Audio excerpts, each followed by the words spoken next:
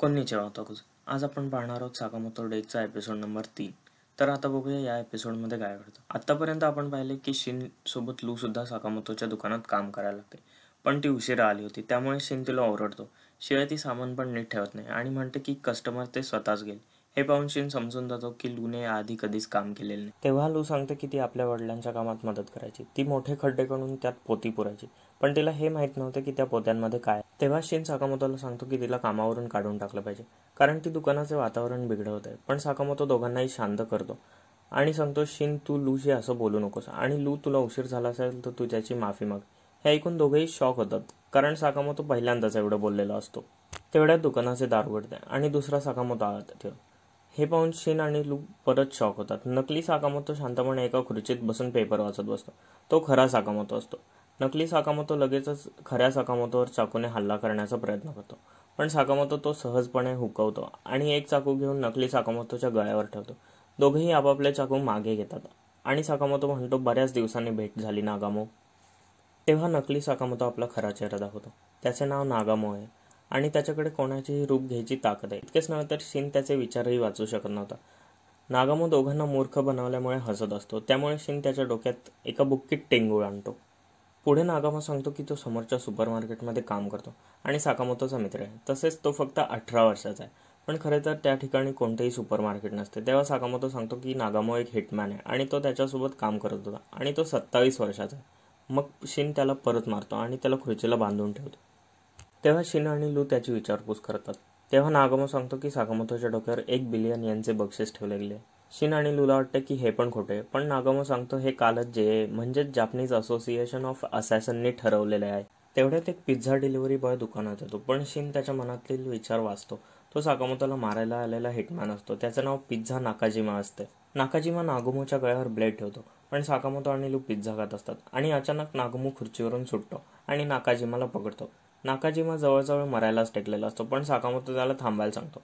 नागोमो हसतो आणि म्हणतो, हा तर फक्त कमी लेवलचा हिटमॅन होता, पण नागोमोच्या लेवलचे हिटमॅन आले तर त्याचे काय होईल. पण तो फक्त त्यांची चेष्टा करत असतो आणि म्हणतो की आम्ही यावेळी भाग नाही घेणार. नागोमो सांगतो की त्याचा ग्रुप द ऑर्डर हिटमॅन्सना मारण्याचे काम करतो आणि साकामोतो पण त्याचाच भाग होता. नंतर साकामोतो नागोमोला विचारतो, जर एवढ्या वर्षांनी मी मेलो तर कोणाचा फायदा होईल. नागोमो म्हणतो माहीत नाही आणि सांगतो की रिटायर झाल्यानंतर पण त्याने काही माफिया ग्रुपला मारले आहे, त्यामुळे ते ॲक्टिव्ह झाले आहेत. पुढे एका हिटमॅन ग्रुपने पिझ्झा बॉक्समध्ये कॅमेरा लावलेला असतो आणि ते साकामोतोला पाहत असतात. त्यांच्या ग्रुपचे नाव डॅन देन काई असतं.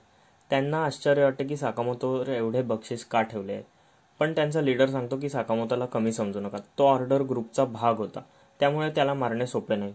तेव्हा साकामोतो त्या कॅमेऱ्याकडे बंदूक रोखतो आणि म्हणतो, जर तुम्ही माझा पाठलाग करत राहिलात तर मी तुम्हाला नरकाची सफर घडवेन, आणि त्या कॅमेऱ्यावर गोळी मारून तो तोडून टाकतो. संध्याकाळी शिन साकामोतोला म्हणतो की नागोमो खरे सांगत असेल तर अजून हिटमॅन आपल्यावर हल्ला करतील, पण साकामोतो म्हणतो की आपल्यावर हल्ला कोण करणार आहे हेच माहिती नसेल तर असा विचार करणं बेकार आहे आणि सावध राहूनच आपल्याला फिरायला लागेल. पण तेवढ्यात तिथे साकामोतोची मुलगी येते. ती दुसऱ्या दिवसासाठी खूप उत्सुक असते. मग साकामोतोला आठवतं की त्याला तिला थीम पार्कमध्ये फिरायला घेऊन जायचं असतं. दुसऱ्या दिवशी ते सगळे थीम पार्कमध्ये जातात आणि वेगवेगळ्या राईड्समध्ये बसत असतात.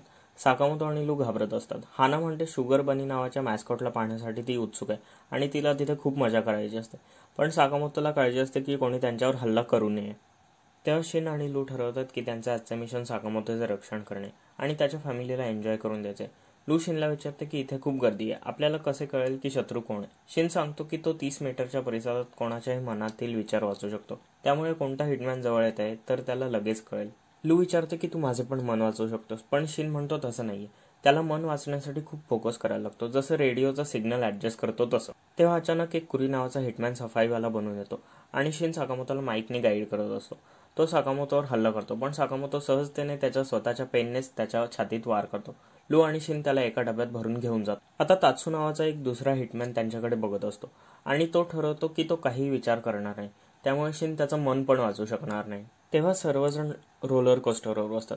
लू आणि शिन शेवटी बसतात. ते सगळ्यांवर नजर ठेवणार असतात. तात्सू पण त्यांच्या समोर बसलेला असतो आणि लू त्याला ओळखते आणि शिन लगेचच साकामोतोला सांगतो. तात्सू साकामोतोवर गोळी मारतो, पण साकामोतोने बुलेट प्रूफ चष्मा घातलेला असतो.